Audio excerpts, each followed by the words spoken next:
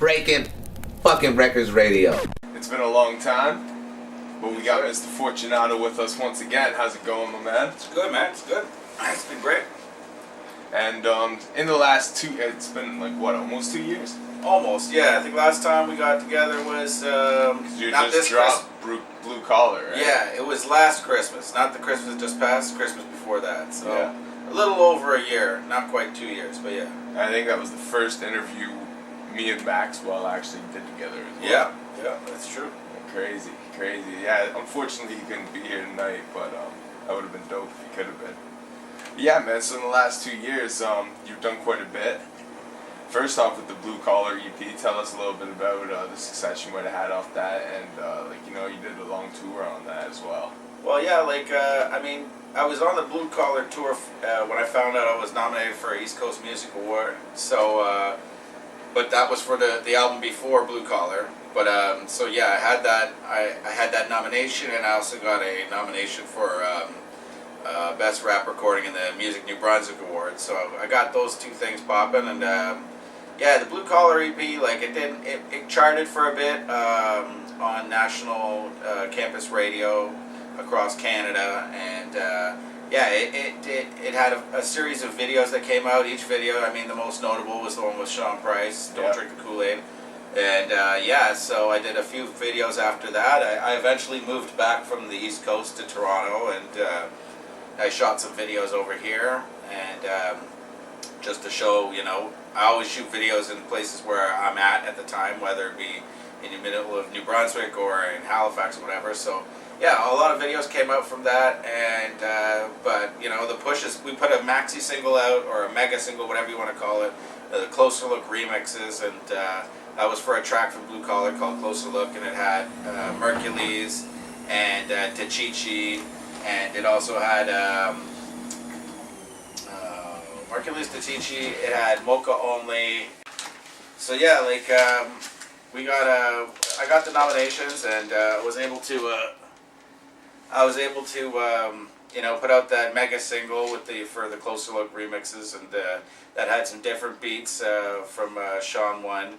So and it also showcased some different artists as well. So we had Tachichi and Mocha Only and Mercules, and yeah, it was pretty dope. So we had a bonus track on it as well called Never Look Back, and that was basically the last song we put out from the Blue Collar EP. And now it's all about Two Bad Dudes.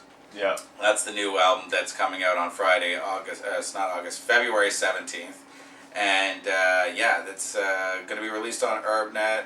It's me and DJ IV. We recorded it at his studios, TMG Studios in Halifax, and yeah, it's that's what we're pushing now. So that's what I'm here to talk about. Yeah, because you had told us a bit about it when we did the last interview, and it was just either. I don't know if you guys had it all recorded at that point, or if I think you might. It's possible, yeah, because we've been sitting on it for a bit, right? Yeah. And we weren't really sure what we were going to do with it and everything.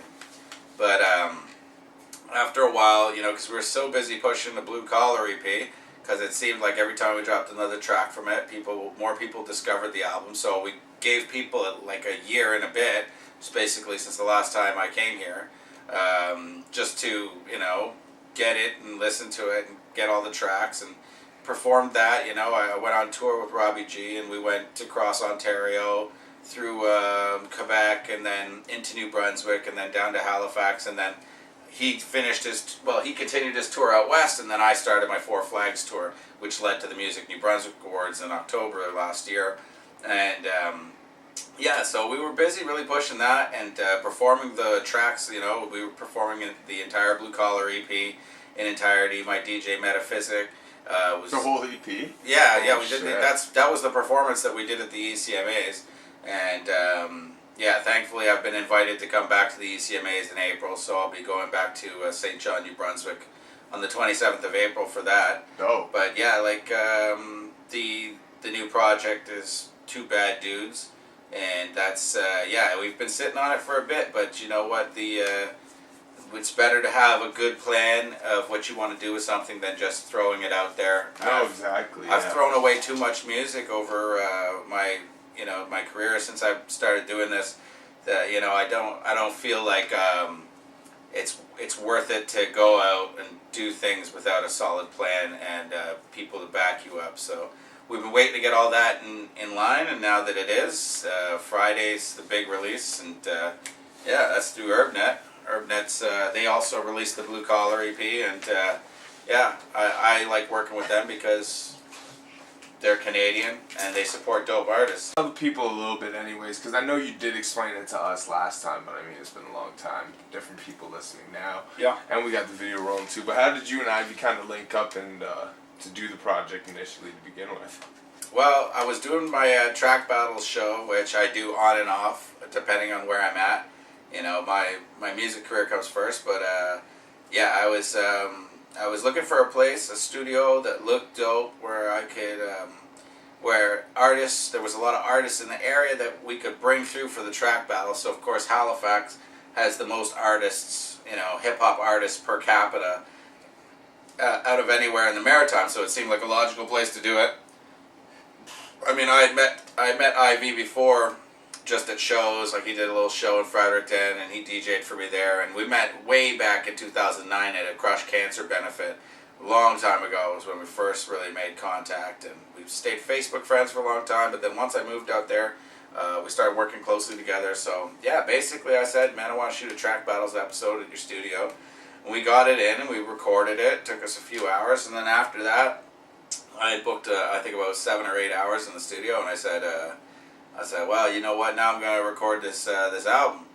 And I had all my beats lined up, and I had all my rhymes done, and I banged out 12 tracks, and I left them with him, and I said, I basically commissioned him and said, like, if you can make a mixtape style album out of this, because he's old school, and I knew that he would understand what I was talking about. Yeah. And so, yeah, he put it all together for me.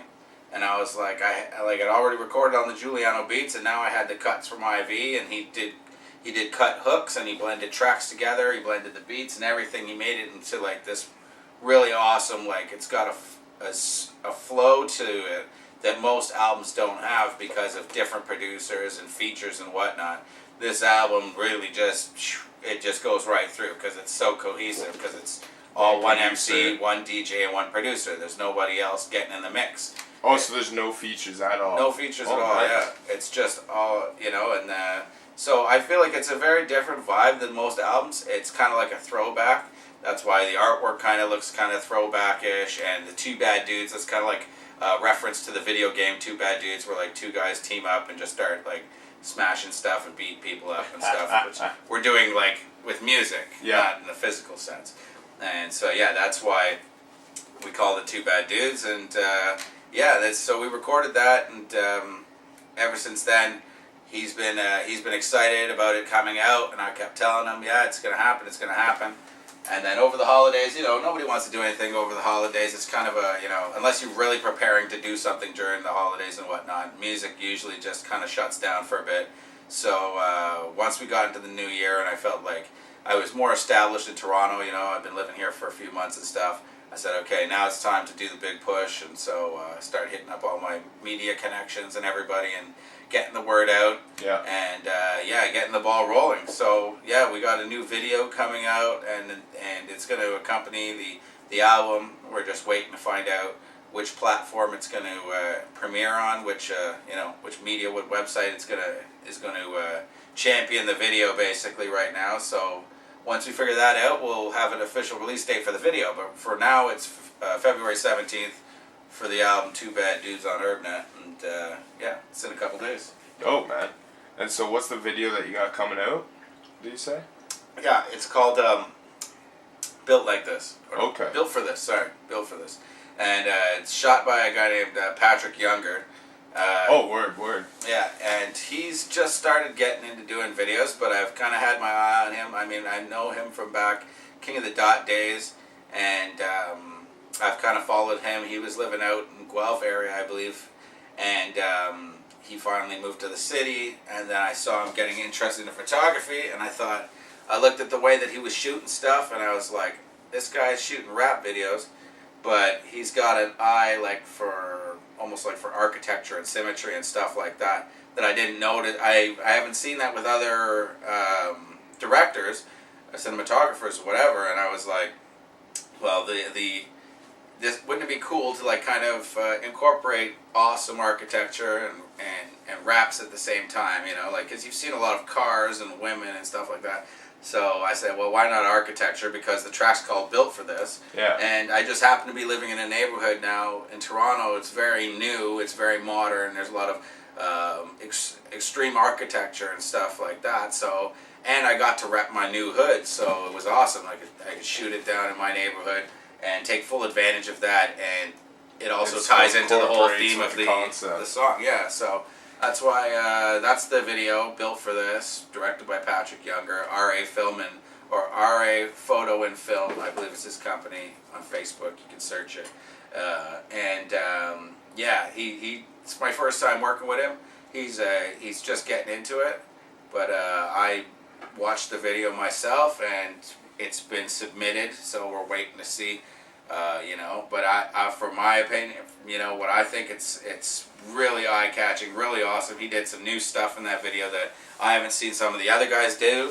So this guy is like kind of like, I think he's more like the future of what videos are going to look like, you know, and you know, some of these older cats are using that same played-out formula for their rap videos.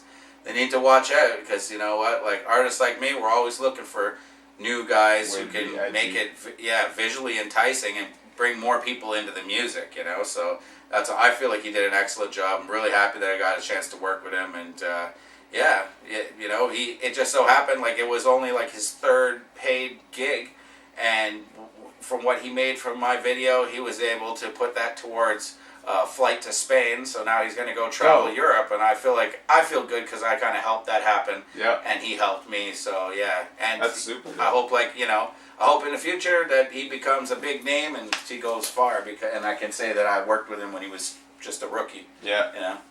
That's dope, man. Yeah, man. That's real dope. Shout outs to Patrick too. Me and him have connected a couple times. Yes, sir. I've never actually worked with him though, but that's good, man. That's a good word to put out. Yeah, I mean he's a great kid, and the shoot went very smooth. He was very professional, on time, everything organized. He had lots of good gear. He even had someone helping him out. So yeah, like that's what I say, man. Get him now, rappers. Get him now. You probably already got him. You probably already heard that I shot a video with him and probably already booked him. That's why he's been so quiet lately, because you know. But that's good. You know what? That's what it's all about. But my video will be out in the next couple of days, so as long as I get to do it first, that's all I care about, you know, because that's what I'm saying, like, it's hard when you've been doing it since 2008, keeping it fresh and staying ahead of, you know, other dudes that are trying to do it the same as you and trying to be like, okay, like we gotta keep it fresh, it's gotta be dope, the art has to, it can't look like I'm still shooting the same old videos from, you know, back in the day. Yeah. So yeah, it's just to keep it fresh and stay motivated, keeping it fresh, and then seeing things like when I see it, I was like, holy shit, that's dope.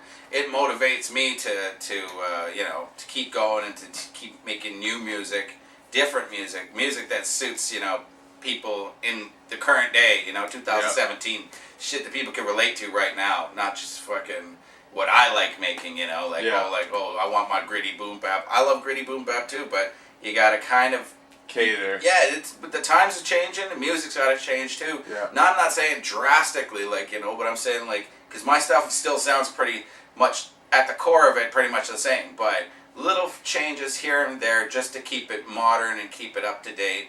That's what I'm trying to do, and so yeah, always looking to work with young, talented. Anybody, whether you make beats or whether you're a singer, whatever like that, you know, because I'm not here to launch anybody's career, but you know what, it doesn't hurt working with me. I know a lot of people that have moved on and done really good things, namely Nadim Suma, aka Sharpshooter, who did a lot of our videos back in the day, now living in LA, making short movies with like Michael Madsen and Vivica Fox and stuff like that, like, you know. So there's, you know, I mean, there was guys who just played extras in our videos. There's one now that he's a judge. He's like a Supreme Court judge. So it's like, it's crazy when you cross paths with people and they, you know, I like to see people like excel in the future and hope, and I feel good when I can be a part of that. Yeah. So that's my reward, because really for me, I'm completely happy doing what I do, making music, living the Canadian dream, and I'm completely content with that. But there's some people that they're just meant to to be like massive superstars, and that's why I just like to be like, yo, one day back in the day, did like a friggin' hardcore rap video in Toronto with Fortunato, and shit, man, that was so long ago. But some people don't even listen to hip hop after a certain age; they just give up on it. Yeah. But I'll be there to remind him and be like, yeah, you shot that video back in the day, that grimy fucking alleyway video, back before you were a fucking Supreme Court judge or whatnot. I'm just rambling, but you know how it goes. And then, so actually, on the topic of videos as well, you've dropped 2 videos prior to right now. Yeah. Johnsonville is one of them. Yeah. I love that joint. Tell people a little bit about the concept on that one. Well, you know what? It starts with the words like real artists don't talk shit on Twitter for retweets or creep profiles. They're just letting their deeds speak. I'm so tired of these people. They're so weak. Get off your smartphone, go and roam on these real streets. You stay home and lay low in a safe place, digging a deeper hole with every status you update. You online every second of each day. You ain't a boss, bro. You just preaching some weak game. You ain't as strong as your net connection, telling lies like you running in the next election. That's what it's about. All of the hypocrisy and shit that you see. Artists making mistakes, and they're really just hurting themselves. So you know what? People can take it as a diss, but really the fact that I'm acknowledged, I could be an asshole and just sit back and be like, this guy, he doesn't even realize what he's saying is so detrimental to his career right now, but he's too emotional to fucking realize it. Yeah. And then so by making a song like Johnsonville that says, maybe you can be like, fuck, Fortunato was talking about this shit, and I caught myself, hey, get out of there. I caught myself doing that shit the other day. I was feeling kind of salty because, I didn't get nominated for this fucking award or whatever, and so got nominated, and then, they fucking haven't done as much work as I have, and I'm signed to a label, and they're not, blah, blah, blah, but then you fucking hear Johnsonville, and it's like, wow, this guy's, calling me out. Yeah. It's like, I'm notifying you that this kind of behavior, if people see you doing it, it's not going to be beneficial for you. You might feel better because you got it off your chest, but most people choose to do that through social media. I think it's great if you want to get together at a bar and shoot the shit or get have a heart to heart, whatever you want to do. But as soon as you would put that shit on Twitter or whatever, inform the world, it makes you look weak. This is what for Jim Jones on there crying, saying about all the sacrifices he made for Dipset, and then Cameron going on Instagram Live for an hour and a half or some shit. I'm just saying, what the fuck? You guys are boys. You're blood brothers, and you're on each other's fucking social media, talking to all these strangers instead of each other. Face to face. So it's another aspect. I think, you could say it's a commentary on society in general, but I do it in a hip-hop sense because that's the world that I live in, so that's why I say it's basically what the same message of hip-hop's been saying over and over again, stop fronting, stop being a hypocrite, and I think the modern day version of that is stop beefing on the internet. And all these mistakes you're making, it makes you look like less of a professional. I mean, you can say Young Thug or whoever the fuck they want to go on there, Rihanna, whatever. So and so went on that Banks girl went on there and talked a bunch of shit. Oh, and she's deleted notorious for it. Right, but these people are rich no matter what. If you're on the come up, you have to really be careful. Yeah. People lose their jobs over social media shit these days. And it's you can't, if you're a musician, you want to come up, man, people just they don't want any of that bullshit anyways. Just give them the music. Listeners are not concerned nowadays. People used to think diss record days are done. Drake basically, he killed it. They said he has an album with a diss record on it that went platinum, so therefore it's the first platinum diss record. ever made. Yeah. So therefore, the ultimate, the highest grossing diss ever made. There was a diss track, and it's like, but I mean, chances of that happening are 1,000,000 to 1. You're better off just staying focused on doing yourself, and if you got a problem with someone, take care of it in person. And all the other things that Johnsonville, touches on is just everyday shit. You listen to Johnsonville, and then go check out a rap blog, or go check out a fucking, I don't know, go check out a group or something where people are talking about rap, and you'll see all the shit that I'm talking about in Johnsonville, and you'll realize, Fortunato's, he's telling people, like, just be aware of what you're doing. It doesn't bother me one way or the other. That's what I'm saying. I'm doing them a favor by making the track, because honestly, I could let you just shoot yourself in the foot and keep talking stupid shit, and then I would be like, well, I don't do that shit, and everybody would be like, yeah, we like working with you, because you don't go online and talk all kinds of shit about everybody. I don't have to worry about you fucking waking up pissed off one day and just airing me out in a status. Twitter fingers. Yeah, like, it's like, no. So, like, honestly, yeah, it benefits me for more artists to be doing that, but I don't want this just to be about me. I want everybody to, like, say, like, yeah, let's just focus on the music for a bit, and not each other. And if we are going on social media, let's just post links to our music and post, like, for me, I always try to keep it positive, and I always keep, like, focus on the work. What's the work? So if I'm not in the studio recording, or I'm not eating, or sleeping, or spending time with my family, that's basically, if you see anything in my social circle, like, or what I'm doing on social media, that's just it. Like, basically, it's pretty simple. And so everybody has a different lifestyle, but if you look at what I'm doing on social media, it's pretty much exactly what I'm doing at that moment, just regular shit. And yeah, but I try to focus all the time on, like, this is my latest effort, this is what I'm working towards, this is, and so it's always like, if you don't support my music, then you probably shouldn't have me on social media, unless you just like to lurk and keep it, and you're like, like, I've had a couple people that I've just had, I'm like, you're officially just, like, there's no other reason for me to have you on social media, because I'm not a guy who has a ton of close friends. I have a really small social circle. So if you want to be friends with me on Facebook or anything like that, it's got to be related to my music. Yeah. And therefore, if you're going to be following my music, I'm hoping that you're supportive, and at least give my Facebook page or my fan page a like or something like that. Give me a follow on Twitter like that, and if not, go fuck yourself and do whatever you gotta do. Yeah. That's it. Like, that's basically what it is. So, like, yeah, my friends list and everything is dwindling because of the social media aspect of it. Is just like, I find it's tiresome, and it has to be limited, especially when it comes to hip hop, because they're not doing themselves any favors. So Johnsonville, cut out all the fucking filler, like in those dirty sausages that fucking, when you're frying them up and shit, like, see that chewy stuff that you can't even eat, but it's like food grade fucking rubber or whatever. I don't know. Like, that's what I'm trying to get rid of. So Johnsonville's got that meaning too, like, it's cut out the filler, cut out the bullshit.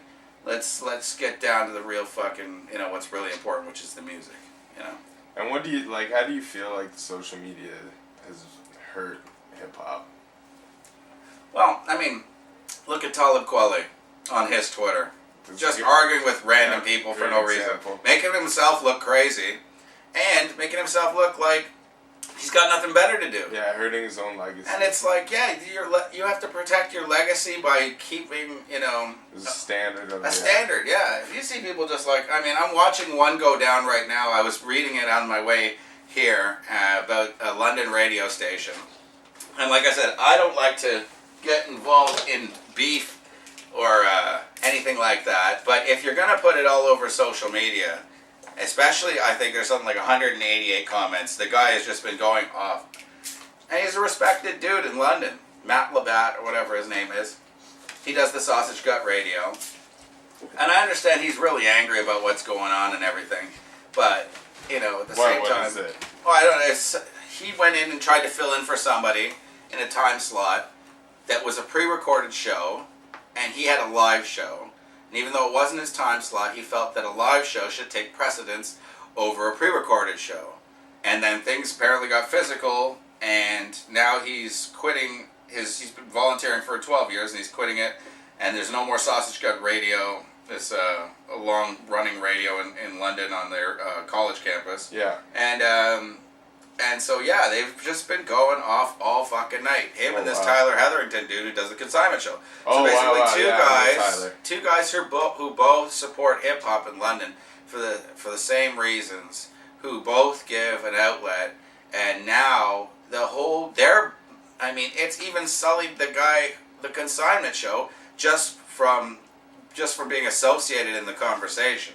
Yeah. But more so the other guy who's just won't stop fucking posting. And so in this particular situation, it cheapens everything. Both of those radio shows, and it fucks with the legacy of the Sausage Gut Radio, because the guy is making himself look crazy. He's probably still posting. He was posting the whole way here, non-stop, and he's a respected DJ. A lot of people know him from way back. He's a veteran, and I don't know if he just went off the rails or what happened to that guy, but if he would have kept whatever's happening to him personally that caused this meltdown or whatever, if he dealt with that outside of social media, no one would even fucking know that was going on. Yeah. He would have got his help or would have sorted the shit out, and you know what? Business as usual. Things wouldn't have been like this. And now you got all the fucking trolls and the lurkers and everybody in there. Vulnerable. Yeah, it's just like, here we go. And then everybody always says this is a problem with London hip hop, that it always turns into like things happen and then the next day everybody's on social media complaining. And you see, like that's another thing, like sitting there complaining and this and that, I mean, I feel like everybody should have to go to the show and experience for themselves. You got a bunch of people recapping everything that happens. People get lazy and they just go on their fucking phone in the morning. It's like, oh, yeah, I didn't bother going to the show last night. Let me check my Facebook, see what happened. Oh, I can't believe it. So-and-so, did this and that. Yeah. And it's like, yeah, so it kills the live experience. You see in Toronto the amount of venues that have been closing, the Hoxton, Silver Dollar Room. I have to go with the regentrification too. Yeah, I mean, like there's just less people going out in general. I mean, even the East Coast is having a hard time. In general, they say venues. Is it because of social media? I don't know, but like I said, hip hop before social media in Toronto was fucking bumping. It was crazy, and I know I used to host at a place called the Beat Junkie back in the day, and that was like my first time ever like being a host or anything involved in hip hop, and it was a great opportunity, and that was pre-social media. I think we had the Hip Hop Canada chat message board at the time was the only way we really were able to keep in touch with each other, announce events and stuff like that.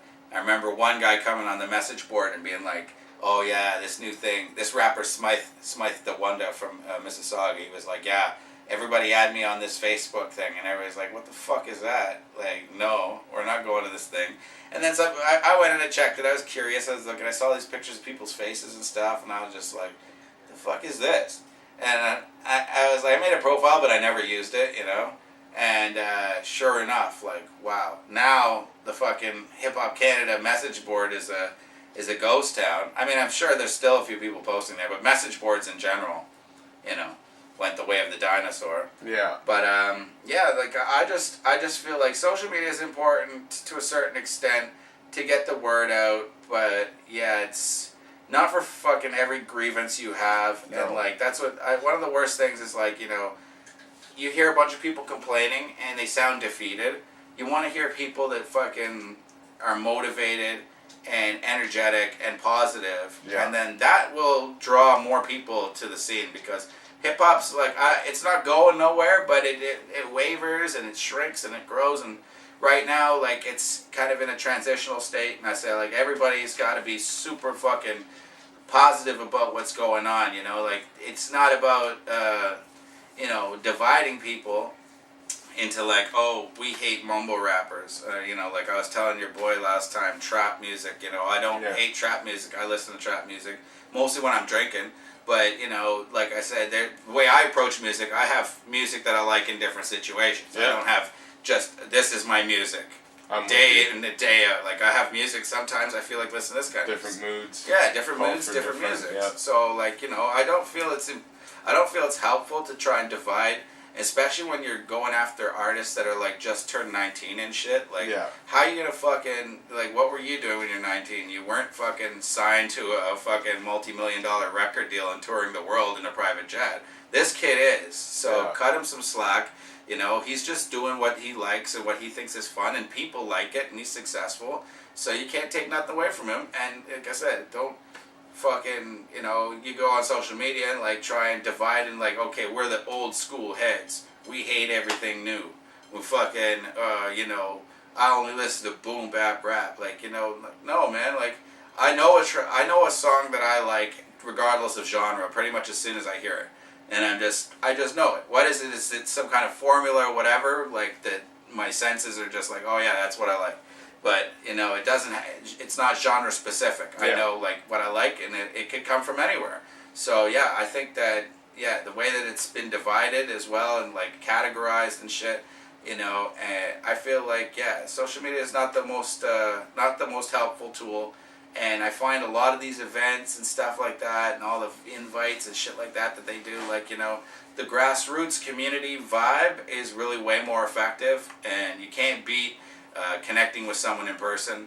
So, you know, like I always tell everybody, all my best connections, all my best friendships that I've made in music, it's from people that I've hung out with, I've chilled with, I've had dinner with or whatever. So you can't, even though social media kind of like makes us more withdrawn from each other, I think that you can't beat that human connection face to face, and that's you have to have that. You can use social media to stay in touch with somebody, like that, but I mean that initial connection has to be in person. So that's what people got to remember. You know, like this is still, it's all about people here. You know, it's not all about you know, this status and how was this said and let's analyze that. Like, let's all just get together, hang out, and see how it goes. And that's my approach. Trying to bring it back to that old school shit, but you know, that's what I'm here for. You know, I'm not one of these younger cats, but I'm always down to work with younger cats as well and discuss, you know, what differences we might have. And you know, if you don't like like they could say the same thing. I don't like the way the old school guys spit, too slow or whatever. Too many punchlines, or they always rap right on the beat or whatever. You know, you could say anything about the way I spit too.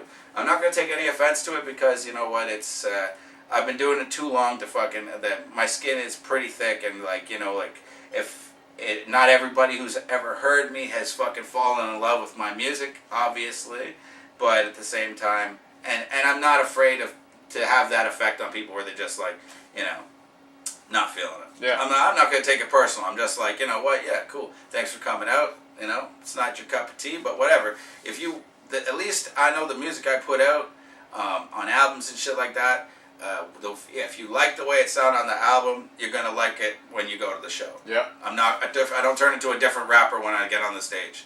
So if you like it on the album, you'll like it live. You'll like it even better if I got my boys rapping with me, because like we're a team all together. My DJ Metaphysic, my B-boy Faith, and my hype man Scrimmage. We are a squadron. We like to say squadron, because everybody forgot about the Ron. Yeah. You know, like, so, you know, squad, yeah, cool, but we're the squadron.